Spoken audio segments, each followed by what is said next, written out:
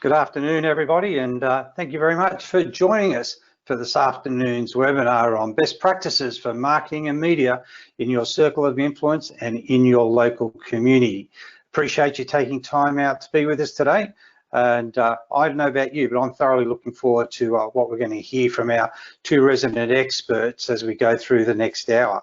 But before we move into that, I better say thanks to our sponsors. These are the people that allow us to do what we do and support us in a fantastic manner that enables us to bring all these seminars to you free of charge. And we do it face-to-face, and we do it digitally, and same with our conference. So we thank them for their support from ALI, Bluestone, Finstro, Prosper, Lend, Suncorp, Pepper Money, Deposit Power, AAMC, Strive Financial, Insurance Advisor Net, On Deck, Trailbook Loans, and Credit Fix Solutions. Very much thank them for their support. And let me welcome our two presenters for today. And oh, hang on a sec. Mariah, I think we've got an issue here with this screen slide that we've got up. Those two guys do not look like the two guys that are going to actually do the representation. I've got it. Photoshop. Get the latest Adobe. Do what these two blokes have done. Photoshop your images. Yes, anyhow, look, I better welcome them on board before they get nasty with me. Please welcome Wazza from Jellyfish Marketing and Lyall Mercer from Mercer PR. Welcome, gentlemen. How are you this afternoon? Very well, thank you. Very well. Good to see you. Good. Yeah, good to see you, gentlemen. I'll just get rid of that in my line of view. So thanks very much for joining us. And being our resident experts, I think that the thing we've got to set the scene for is we need to understand what an expert is. And an expert is a drip under pressure. Right? We got that? Good. Now we've got the scene set. Let's have a quick chat. Wazza, tell me a bit about your background. Why are you the FBAA's expert when it comes to marketing and the creative? Give us a bit of your background. Give us the good oil on what you've done, where you've come from, and I'll hand it to you for a few minutes. Thank you, sir. Well, funnily enough, as with most things in life, my background started out getting into the field of advertising and marketing almost by accident. Many years ago, when I was in my old hometown of Albury-Wodonga, on the New South Wales border there, I was playing drums in a band at a pub. And what we like to do, the band partner and I, was to write funny songs about people, you know, just basically taking them in. And that was either generally either someone from the sports or political world. They were normally pretty good fodder in most days. And we'd do these songs live. And one night, a bloke from the local radio station, who was the brekkie host, saw our gig and said, "You blokes are funny, why don't you come on the radio show? And we'll be a breakfast show with a live band, and you can do your funny songs." So we did that. And then he said, "That was pretty good, why don't you stay? And we'll do a show every Friday." So we did. And then the Friday show ended up outrating the local television news, and also got the station award for getting the station in more legal trouble in 18 months than it had been in its 90-year history. And anyway, one day, one of the clients, advertising clients, said, "Your funny songs are pretty good. Could you write one for my business?"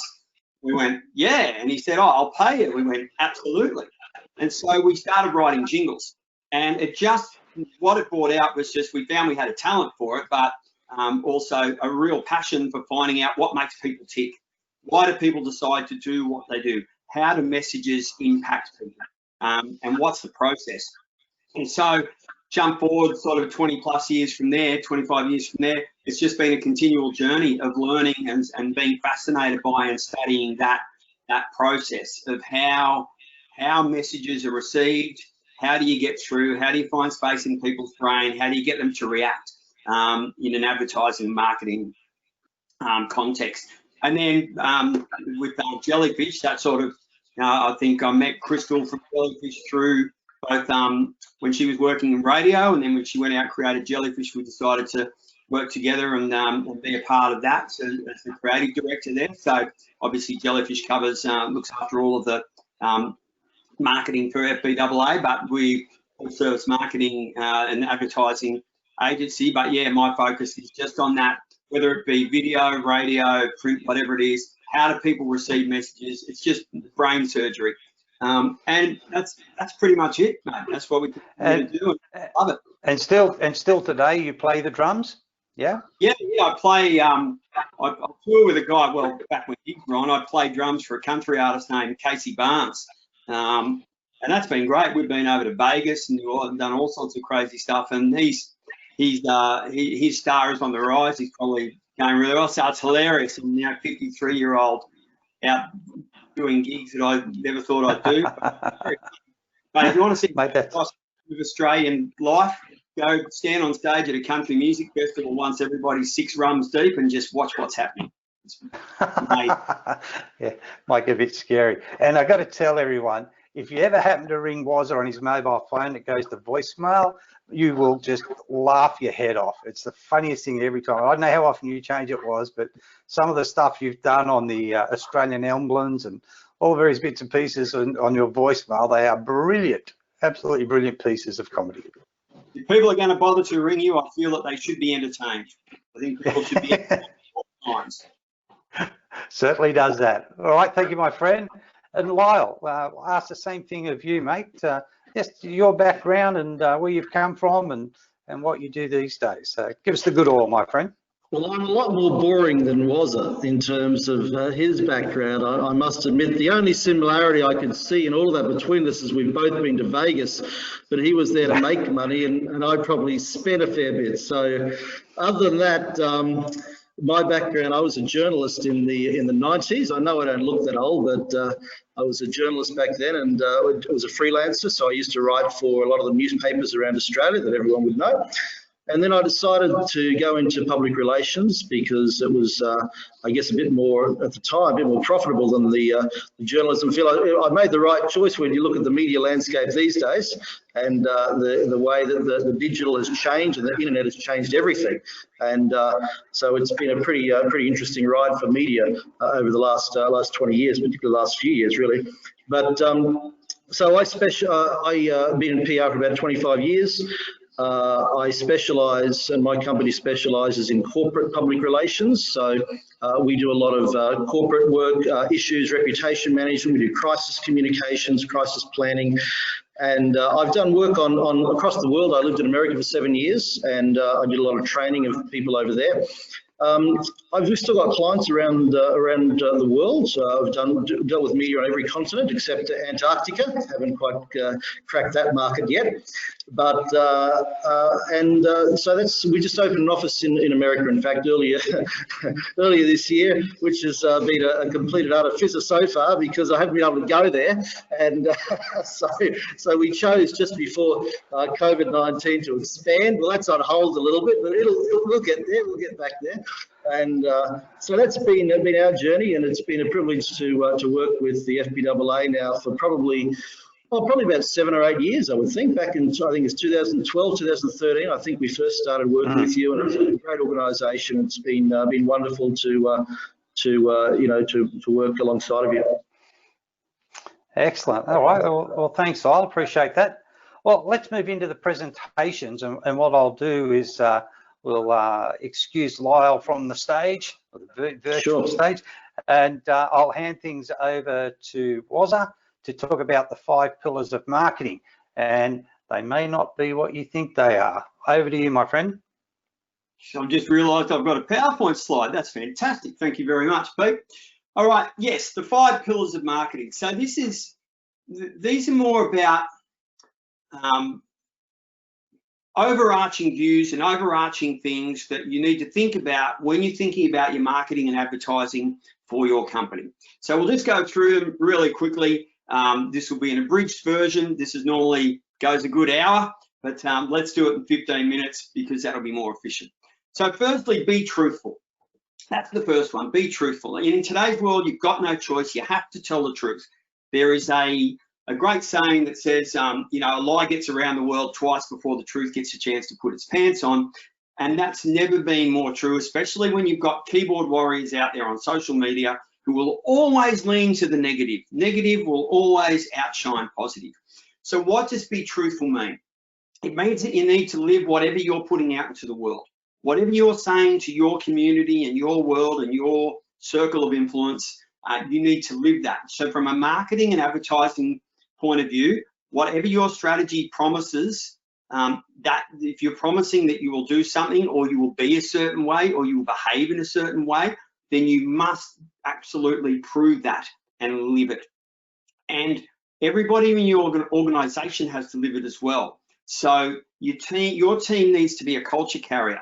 And what I've found over time, and not so much in the service industry, very much in the service industry as well, you will often find that your leaders and your business owners have definitely got a truth that they're putting out in the world and living into the world, and they are passionate about it and they strive for it, but it doesn't filter down to everybody else in the business. Obviously, the larger the organization, the harder that is to do, but you've got to find ways to be able to make sure your team are culture carriers and living what you say that you will do for the world. Essentially, it's an extension of under delivering and over promising. You can't do that.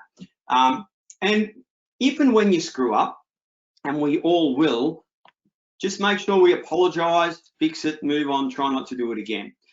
We've seen time and time again with bigger businesses that have at various times have made a screw up and stood firm and not admitted it. I imagine that Lyall will have some stuff to talk about on this, because this can become a PR issue.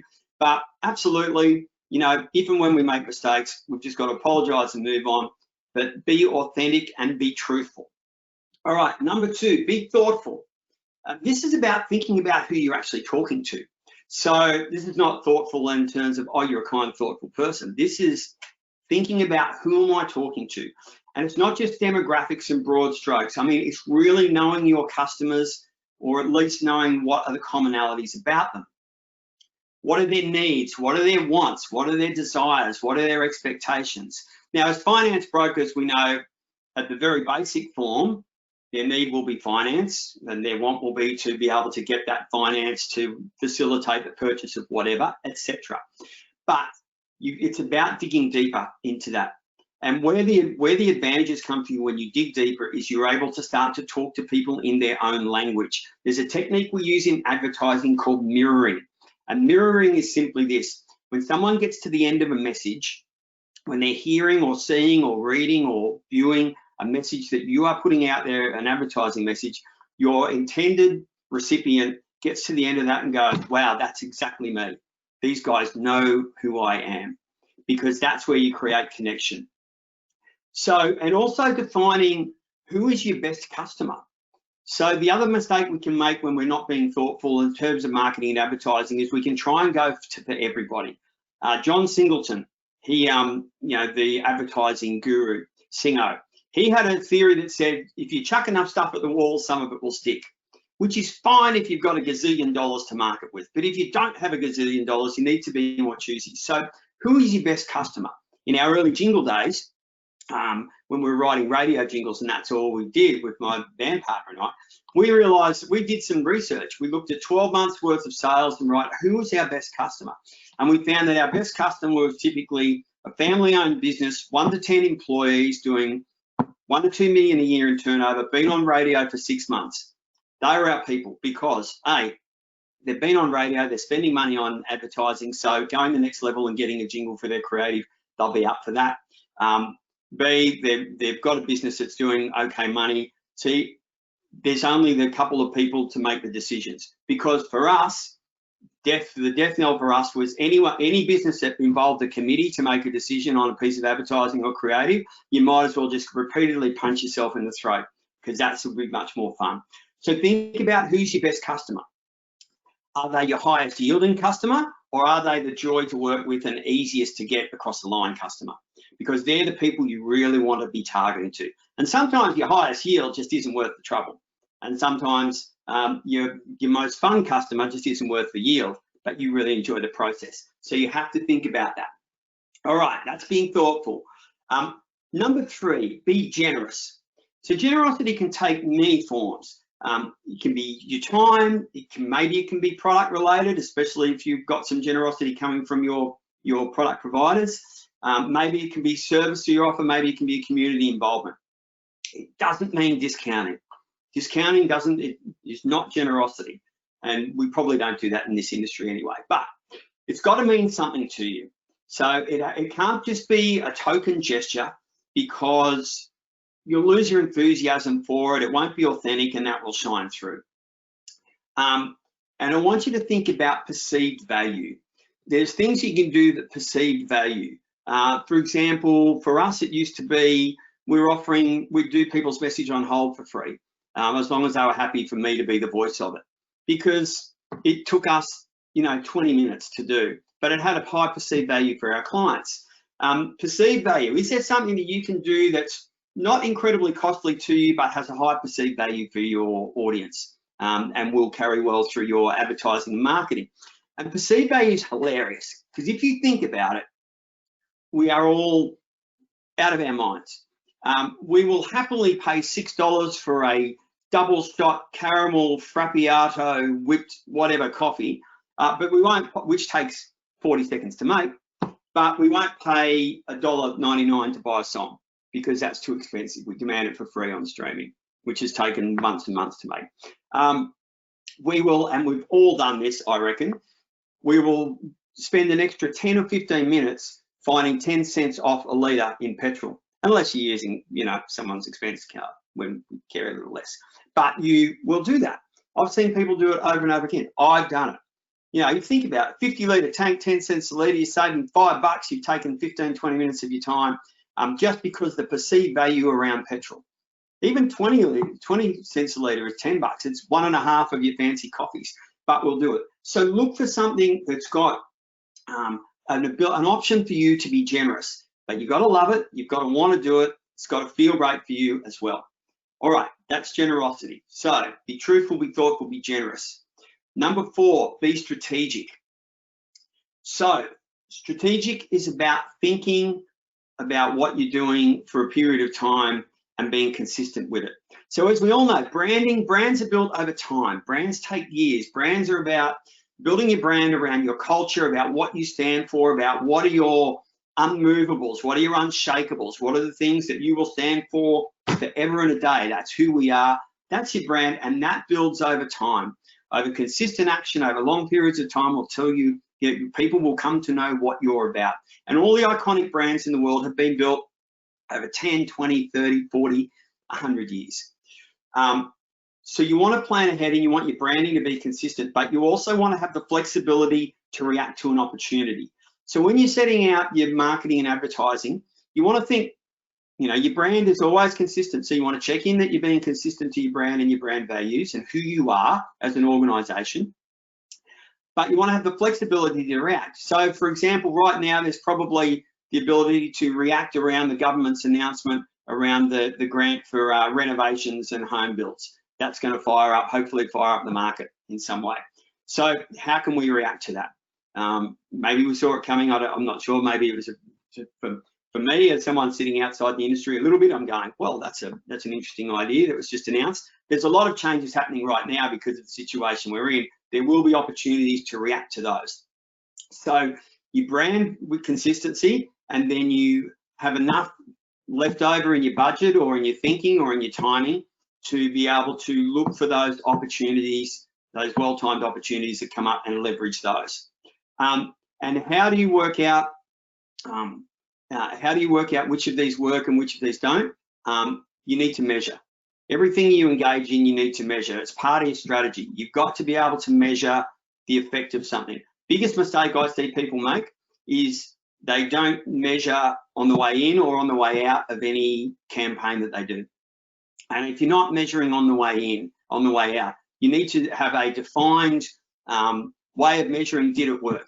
And the worst thing you can do was, as hint number 1, do not ask people, how did you hear about us? Because the brain is not designed to answer that question, because it will be typically there's somewhere between, the numbers change a bit, especially with the advent of more and more ways to reach people, but typically it's between 7 and, say 5 and 7 or 8 impressions. So what used to happen was people would go, how'd you hear about us? And the last thing in the process, people would go, oh, I've heard about this brand. I might have a need for this product or service. I've heard them on radio. I've seen a sign. I've noticed they sponsor local footy. Can't remember their phone number. Look up in the yellow pages. Read back when those used to exist. Remember that? Look at that. And then you ring and say, how did you hear about us? We go, Yellow Pages. That great money-sucking hole, the Yellow Pages. So yes, that came up pretty well, but the problem was it was the last in 8 steps, and you don't recognise those other 8 steps. So you need to find ways to measure the success of what you've done, so it guides you in what you're going to do next. And that's a longer conversation, and I'm happy to have that with anyone after today. All right, number 5. I've only got 4 minutes left, so I want to really dig into this one. Is be creative. Be creative. Obviously it's my favourite one. I'm a creative, but very quick explanation around how people receive messages. The reticular activating system. It's a part of your brain. It's a filter. If you didn't have it, you'd be so exposed to everything, you'd explode. What it does is gets rid of the stuff we're not interested in. So, for example, today in Australia, X amount of people woke up at 7 a.m. and had no idea that at 8 a.m. they'd be in the market for a mobile phone because they left it on the roof of the car when they drove off, or it fell out of their pocket into the toilet. They dropped it in the toilet. That's a big thing these days, who'd have thunk it? Or if you're a 16-year-old, your BF got to school and your BFF's got a better phone than you. Whatever the reason is, in the market for a phone. What do? You now suddenly see, hear, and exposed to every message about mobile phones that there are. They suddenly all appear. This is the reticular activating system at work. They suddenly all appear. And then you make a decision on which phone you want at some point. You sign the 96-page contract involved in buying a phone, and you will still have all of those messages appear until a couple of days later, you'll suddenly go, I'm the best mobile phone buyer that ever lived, and I got the best deal, and they'll disappear. It's the effect of when you buy an orange Volvo and you suddenly see all the other orange Volvos on the road. That's the RAS. What do we learn by that? We never know who's on for our product or service on any given time of day. We don't know what bought them there. That's why we need to be consistent in our advertising and marketing. Also, it'll be the reason that someone you'll market consistently for 15, 20 years, and someone will walk in and say, oh, I live around the corner, I never knew you were here. And you will want to hit them in the head with a cricket bat, which is not allowed in Australia. But don't panic, it's just that they haven't been exposed. Their reticular activating system wasn't exposed to you because they didn't need you before this time. Okay, so knowing that, got to be consistent with our marketing, got to always be going at it, don't get frustrated by it. Here's a couple of really practical things before we finish off. Number 1, when you're talking about what you're going to say, don't state the obvious. We're finance brokers. As soon as we say we're finance brokers, everybody knows that we do finance and we can get them a loan. So you have to look for the things that aren't obvious. Okay, don't waste precious time saying that. Number 2, don't use cliches. Don't use cliches. Cliches bypass the brain. In our organisation, if you put one-stop shop in any piece of copy, you are punishable by death. Where's Eric? I don't know where Eric is. We buried him in the backyard because he used one-stop shop. Once in a jingle, I used one chop shop for a butchery, turned it on its head. That worked really well. But stay away from cliches. People will not listen to you. Number 3, use a thing called the best friend test. So the best friend test is simply this. If you get given a piece of communication from someone and you're going to put it out into the world, whether it's a script or an ad or whatever it is, read it out loud to your best mate. And if you start feeling uncomfortable and feel like a bit of a dick halfway through, then that piece of communication will be full of cliches, ad speak, and will not be connecting. All right, so that's how to do that. Now I'm going to leave you in my last 30 seconds with a couple of great stories that might quickly inspire your creative juices. There was a pizza place back in the days of Yellow Pages. This pizza place, their ad simply said this: bring in any of our competitors' Yellow Pages ads, we'll give you a free small pizza. So they systematically took their opposition out of the Yellow Pages. Brilliant. So clever, so simple. Didn't cost them much, high perceived value. The best one, my other favourite, was this guy who's a water purifier company. And this is where details can be used to advantage. Water purifier company. So what he did was he got the stats on how many people in the town, where their water reservoir was that provided all the water for town, how much rainfall they had, how much people drank, etc. And his ad simply said this: every glass of water you drink has already been drunk 7 times by my water purifier.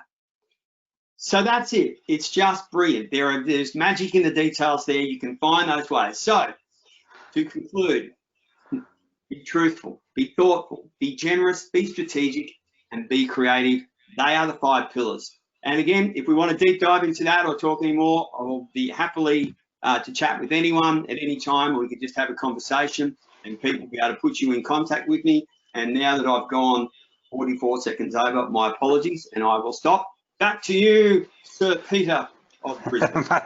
Very good. Thanks, Boz. Stay there for a second. Mate, I'm going to go out and buy water purifier. You've just gone and scared me about that. It worries me greatly. And the other great lesson is, if you're stupid enough to buy an orange Volvo, you own it. There's just no words for that. Yeah, there's a great movie, if you ever want to watch it, it's called Crazy People, Dudley Moore, and he gets thrown into a insane asylum for coming up with the concept of using truth in advertising. But the inmates become the most successful ad agency in New York, and their ad for Volvos just says, Volvos, they're boxy, but they're safe. Dear. Wazza, thank you so much. Very entertaining and such great words of wisdom in that. Don't go too far away. We're going to come back to you shortly, and we're going to do a Q&A session. But for now, let's kick over and we'll have a chat to Lyall. And he's going to talk to you why you can't avoid public relations. Lyall, over to you, my friend. Thank you. Let me just put on the PowerPoint presentation here, so hopefully you can see that. That was good, Wazza. In fact, I will say this, that those 5 pillars apply just as much to public relations as they do to marketing. Every one of them. And it might surprise you to know that even be truthful applies to public relations, which doesn't sit with some of the opinions of PR that you might hear. But I just wanted to talk this afternoon actually, about why you can't avoid public relations. Now, I'm aware that everyone listening are different size businesses. There'll be brokers here that are maybe just yourself or you and your partner. There'll be others that are part of a larger business. And you all know the importance of marketing. It's important, we all know that. We all know that we have to market, we all know that we have to retain customers, we have to have a process in place for customer servicing, for customer retention. But when it comes to public relations, I'd suggest that very few people, if anyone listening or watching today, has a public relations strategy as part of their overall marketing. And you might say, well, PR is for large companies, or it's for businesses in trouble, or it's just spin.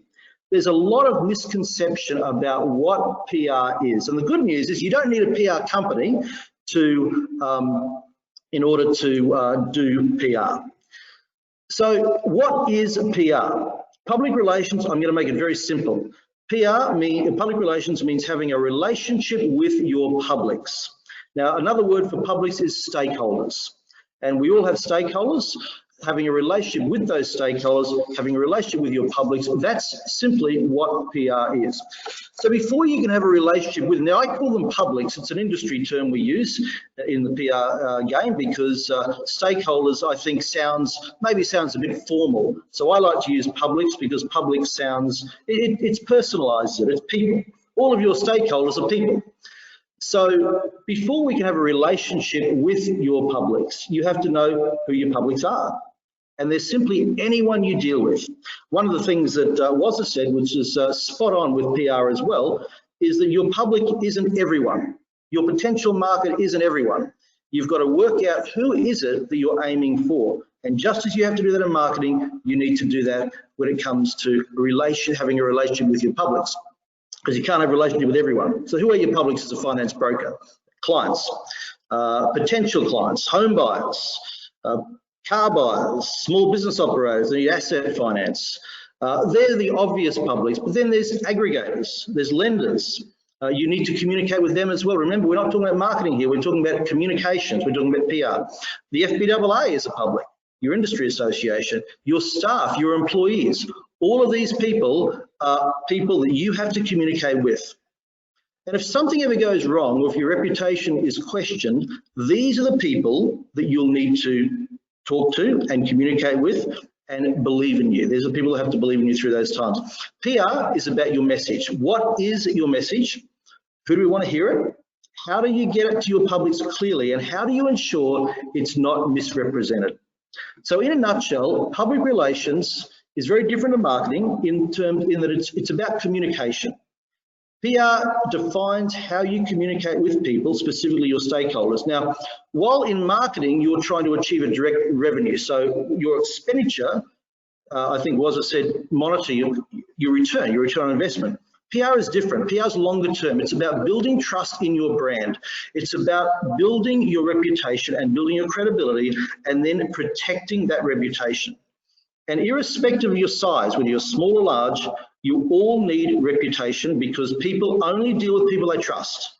And of course, they'll only come back. If you betray that trust, you will lose a client. Now, you're doing PR right now, even if you don't realize what you're doing. How are you doing? You're doing it through customer service. You're dealing already with your clients. You're already talking to them. Every time you write a blog, every time you write a social media post, every time you outline to your staff or your sales team about the objectives of what you're trying to achieve, you're engaging in public relations, PR. So you're already communicating with your publics.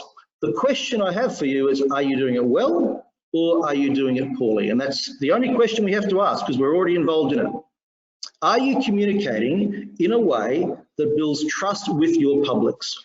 Are you communicating in a way that builds trust with those people who are most important to your success? So there's two types of PR, very simple. It's pretty obvious too, good PR or bad PR. So how do you communicate? I'm going to give you a few tips of how you communicate in a way that builds trust. Firstly, you need to communicate regularly. Communicate to your clients often. Keep in mind that you are the source of their information. Now, Peter, when he was introducing Wazza and I, he used a term, he called us experts. Now, I don't tend to use that term. Other people can, I'm happy for them to use it. But in the end, we are all experts at something. You are an expert. You're an expert in the finance field. And to your clients, you are the person that is going to give them their information, the information they need. They rely on you. You're their advisor, you're their encourager. And they rely on you because they have no idea how the industry works. They have no idea what it takes to get a loan, and therefore you're guiding them. Now to you, it's every day. One of the things I'd encourage you to do is don't underestimate yourself. Don't underestimate the expertise you have, the knowledge you have. Your knowledge, your experience makes you an industry expert. And your clients have to see that, and all your publics, your stakeholders, have to see that. So your clients want to know. They want to know what you want to know. So stay in touch with them. Communicate regularly. Do regular emails, regular blogs, regular posts.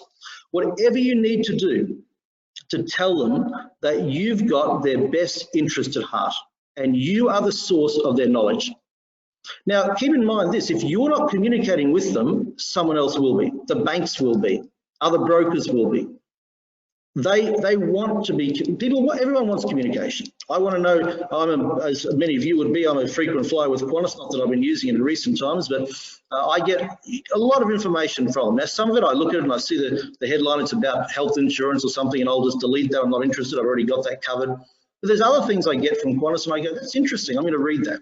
I want to know because it may benefit me and your clients or your prospective clients, or your stakeholders, they want to know because it might benefit them.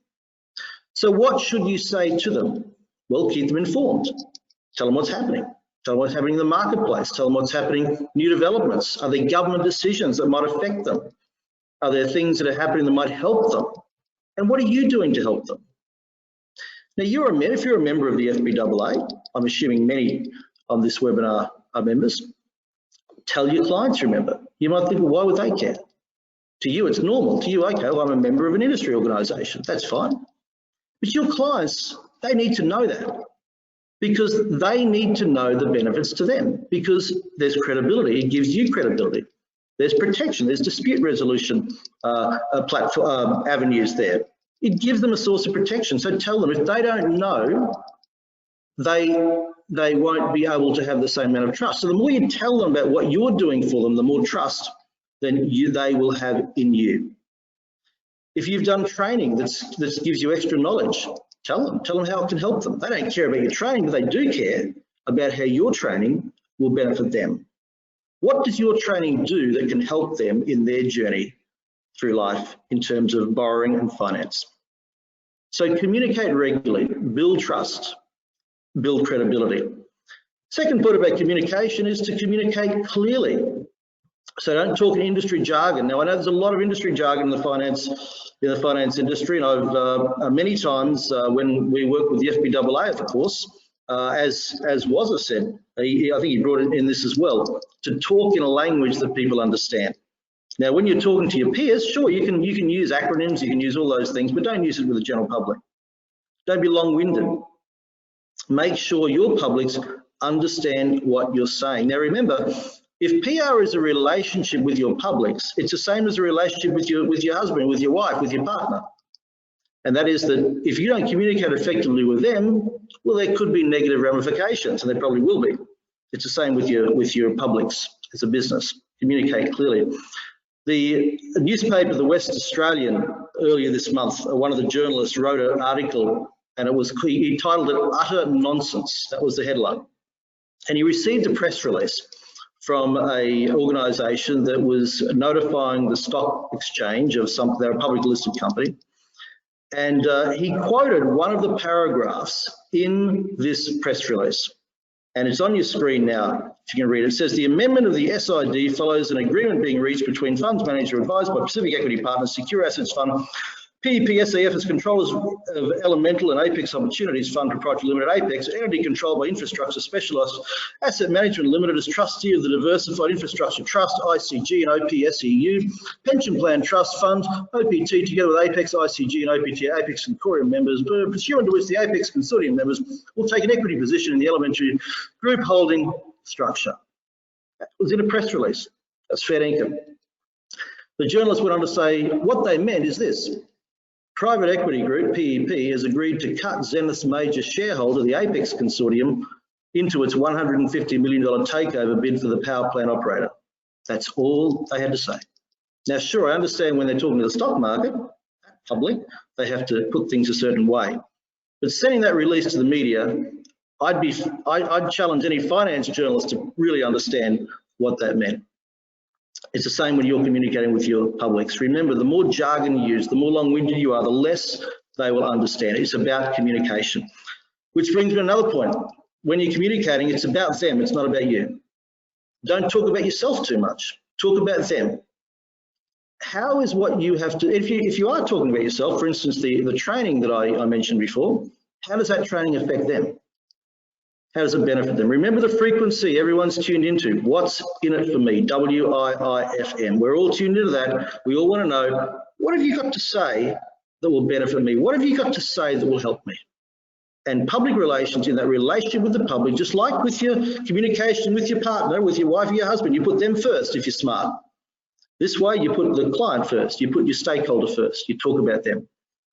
And the final point about communication is create core messages and keep your communications consistent. To say the same thing. It's probably good after this if you go away and you put down maybe 3 or 4 or 5 or 6 phrases that you want to use across all your communication. It might be something to do with your background. It might be something to do with your expertise, with your specialty. Politicians are good at saying the same thing over and over again, using simple slogans. Stop the boats. Now, I'm not suggesting you simplify that much, but what I am saying is that you keep saying the same things. Core messages come back to that. So I want to give you a few tips before we wrap up on using PR, using public relations to promote your business for little or no cost. It doesn't cost a lot of money to do PR. And it comes back to remembering that you're the expert. And the more people see you as the expert, and the more people that hear what you have to say, the more they trust you. And trust is the key. I was at the dentist the other day. Unfortunately, we all have to go sometimes, and the dentist was giving me a choice option of two options. And she says, which would you like to do? And I said, look, I'm going to rely on you here. You're the expert. I'm not. So whatever you say, I'll do. And that's what you want your clients and your potential clients to say to you. Look, you're the expert. I'll do what you say. I'll be guided by you. So you know more than your publics do. Remember that. You'll always know more than they do. And so you can talk to them about and communicate with them about things that they'll go, wow, that's interesting, that's informative. So here's a few ways. Social media, of course, is the first one. Most of you would use social media. If you don't, then have a think about it. Obviously, don't use it. Don't use it for no. You've got to use it strategically. You've got to know what you're doing. Use the right platforms to hit your market. Tips: when you're talking about social media, don't talk about your office parties or things like that. People are interested in that. What they're interested about, things that benefit them. Give them tips. Give them information. Give them updates. Blogs, great way to do it. But remember, people don't have a lot of time, so make your blogs short, punchy, to the point. Let them know some information they don't know already. Here's one that you may not have thought about. An opinion piece for your local newspaper or a magazine or an online blog or an online platform. You've got something to say, so say it. And tell people about your knowledge. Write a piece about the new government legislation, or maybe something that a few things that home buyers may not have thought of before. Podcast is another one, because of course, especially with COVID-19, a lot of people listen to podcasts. So it's very easy, very cheap. All you need is your computer, a microphone, and the right program. It's not expensive. Put together a podcast. Talk about things. People love to listen when they're in their car. People love to listen when they're out for a run. And so it's a good option there. Use video to tell your message, to tell your story. Videos are powerful. People love video. It's very popular now. It's very shareable across platforms. Again, very easy to do. You do it with your phone, and it doesn't have to be high tech. Sometimes it's better if it's not. It shows that you're just you're communicating, you're relating to people. Media releases. Well, that might be something you might think, well, how do I write a media release? And maybe you don't know, but it doesn't matter. If there's a story you see in the newspaper and you think, gosh, they missed that point. I want to say something about that. Look up the journalists. They're oftentimes their email is online. You can find them on social media. And so send them a note. So, hey, I want to make some comments about this story. Here's some facts. I want to correct you. I want to add some things. You never know. They might run a follow-up story, or they might contact you when they're next time they want to write about it. In that note, do yourself up a little media kit. Just a few things about yourself. Only has to be one page, what you do, what you can talk about. Send it to your local media. It could be your local newspapers. It could be, which a lot of them are online now, but it doesn't matter. In fact, it's better sometimes online, because they can have more options with video and different other mediums. Maybe it's a digital blog or something like that you use. E-newsletters, a very good way to communicate with people. Do regular e-newsletters. Maybe interview clients. Sometimes people can relate really well to other people in similar situations. So you can interview one of your clients. You can ask them about their experience dealing with a finance break, or their experience getting a home loan or getting an equipment loan or something like that, and ask them to go through some of their journey, and other people will be really interested in that. Just want to give you a final thought before I finish, and that is to keep in mind that there's another side to PR. And whatever you say is viewed these days through a whole range of eyes. And we've got to be careful what we say. We're all vulnerable to saying the wrong thing. And we've seen it over and over again, of businesses being criticised on social media for saying the wrong thing. So keep in mind, you're always vulnerable to negative publicity. Now, that's a whole other subject. I won't go into that today. But all I will say is, before you say or write anything, remember two things. In this world, everything's amplified. So little things become big things. And also, everyone is outraged. So one little thing wrong, and all of a sudden, the professionals get outraged. We get outraged all the time. And it's ad nauseum. The media world has changed. 24-hour digital media and social media has increased the risks. So remember that social media can be shared, and don't post anything that hasn't gone through a vetting process. If anyone ever wants any assistance with anything, we don't really deal with, we probably wouldn't be able to help you personally, but we may be able to help you with referring you on to someone or giving you a few little tips. So I just wanted to let everyone know that we're committed to FBAA, we're committed to you as members, and if we can ever help, please let us know. Thanks, Peter, back to you. Thanks very much, Lyall. That's great. It's always an interesting thing challenging journalists. I know we definitely have issues with certain print media journalists that you and I have spoken about things in the past, and trying to get things corrected there, where basically you don't get a right of response and they don't like being corrected, especially when they just fundamentally get their facts out of whack. But and there's a balance between that. They don't know. Yeah. Yeah, that's right. There's a balance between that and giving that conversation and them oxygen. That quite often it's better to say nothing, because all you do is create that amplification you were just talking about. But of course, there's other times we do as well. And I can remember when you and I was in Perth, and I'd been talking to Ross Greenwood on radio, live on radio, and I caught him out. This was through the Royal Commission period, and he was fundamentally wrong in some of the things he was saying. So I tried to nicely and gently correct that, and we did that. And I thought, that's the last time he's going to speak to me, and yet he's come back time and time and time again. Absolutely, yeah, because he sees you as an expert, you know, and the same way as you're doing that on a national level, brokers can do it on their local and regional level. Yeah. All right, well, let's get Wazza back on. Wazza, come back and join us. We're going to do a quick Q&A. I've got a whole host of questions here to ask you two. I don't know if we're going to get through them all, because we do have a 3 o'clock wind up, but let's see how we go. One of the first thing is and you've answered some of these already, so I'm going to jump over those ones. How to be subtle within your personal social media friends without looking like you're trying to sell or pitch something to them. How do you go about dealing with that? It might be one for you. Yeah, well, with your social media, are you talking about in your a company page or in a? No, it's personal social media, and obviously you want to say something or try and generate business or leads or whatever, but how do you try and make it not look like a pitch when really it is a pitch?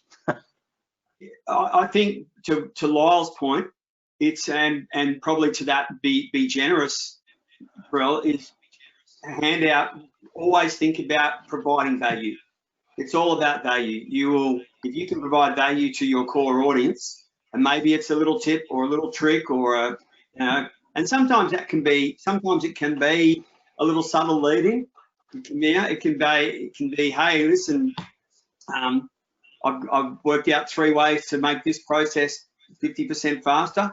So just message me and I'll send you the document because it's too long to put here. That achieves both, and you're giving value. And I mean, yeah, the golden rule around social and your personal social is try not to be salesy, but there's also a bit of a recognition now that I think, especially across most of the platforms, that people are there for a reason, especially if you're a professional. I think LinkedIn, you can be more sales, a bit more direct with LinkedIn, but on Facebook, you do need to keep it more social. But yeah, just give value all the time. Give value. Lyall, any thoughts?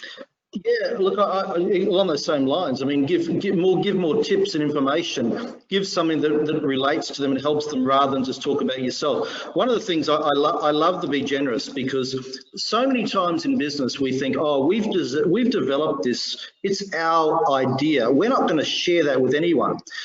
Because we think if we share it, they're not going to use us. They're going to do it themselves. No, they're not. They're not going to do it themselves. They don't have the expertise to do it themselves. If anything, what they'll do is they'll come back to you because you've done something for them. You've given them something to help them. And when they need you, they'll come back to you. Yeah, very good. And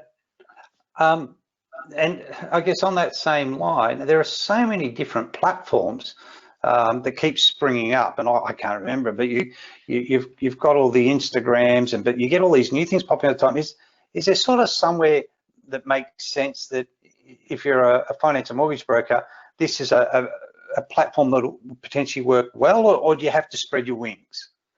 You got some guidance on that, Was? That for me has always fallen into the research field. So there's a stat around surveying that says if you talk to 30 people, 30 of your core customers, you'll get about 85% accuracy when you're asking questions.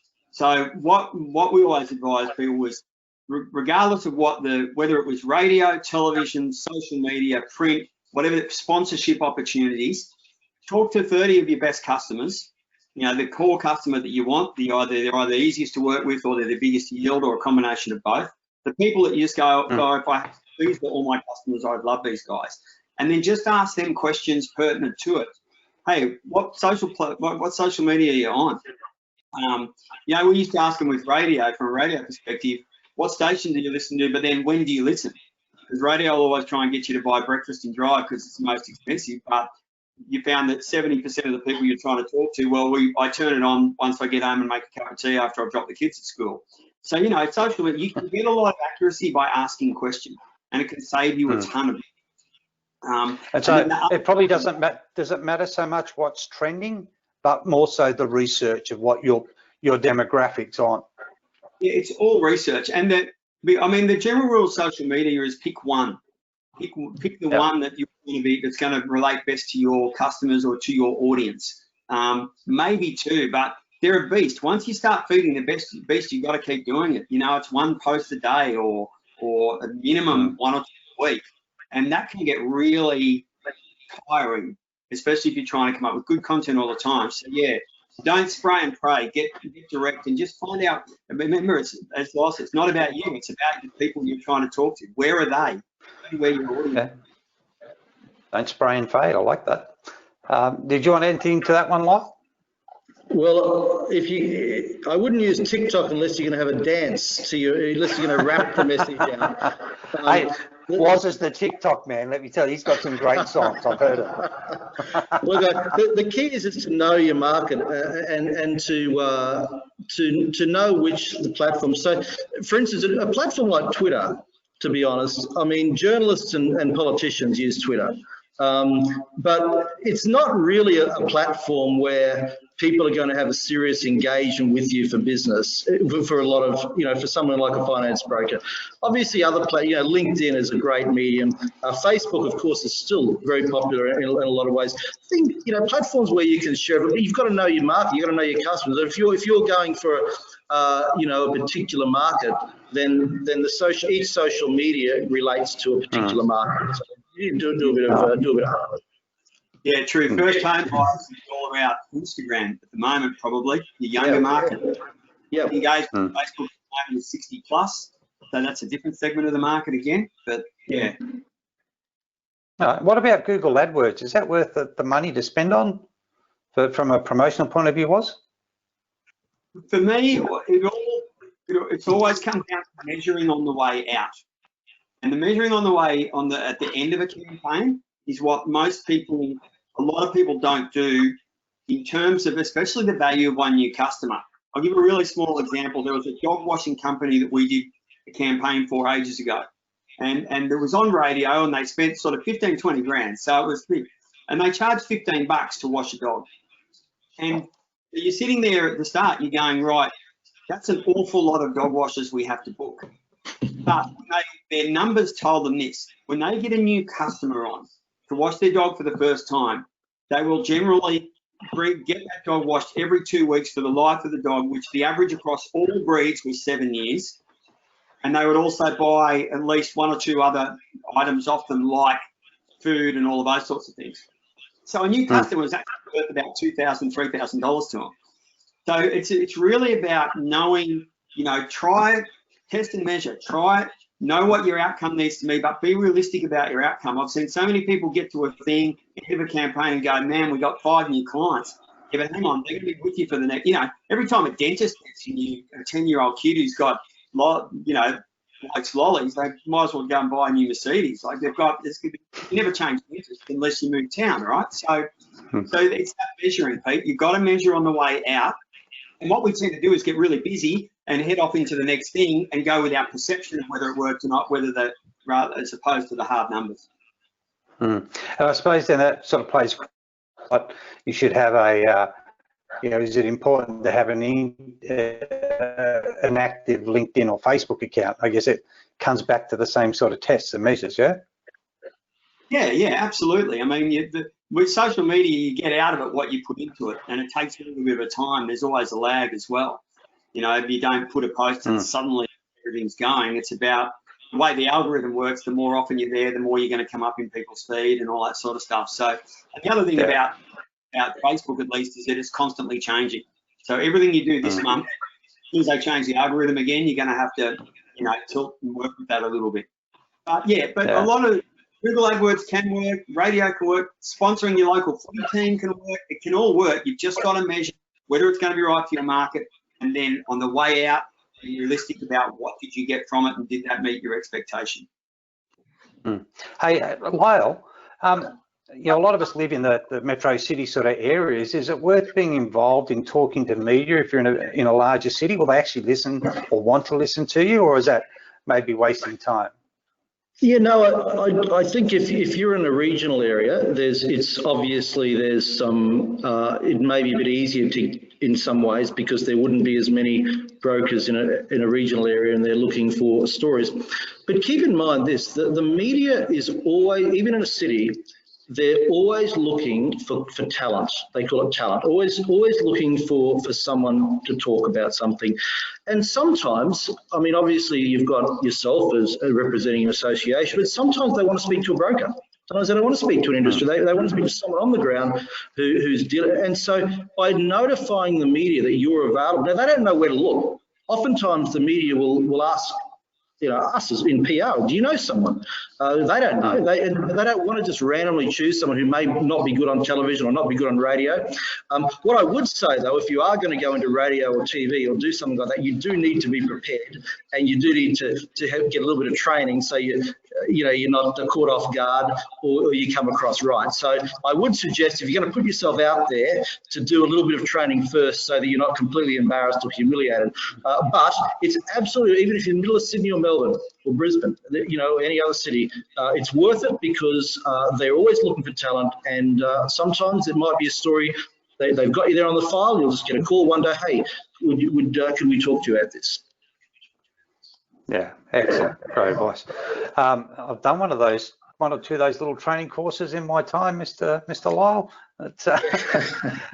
Gentlemen, look, unfortunately, we are actually out of time. I want to thank you so much for the presentations, but also the interaction, the dialogue we've just been having then to answer our attendees' questions. There are more, unfortunately, but we are out of time. Thank you so much. It was invaluable. It's been a pleasure talking to you, gentlemen, yet again, and I'm sure we'll be speaking again very soon.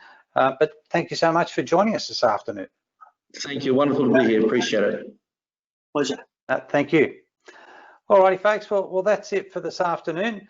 Thanks very much. We appreciate and thank our sponsors for supporting us. And remember, there is one CPD hour available to you. You'll get a short email on this with a little survey in it. Please respond. We need to gauge how we're going with these things and making sure they're relevant for you. You'll get a CPD code, and that's us for today, and we'll see you again soon. See you later. Bye.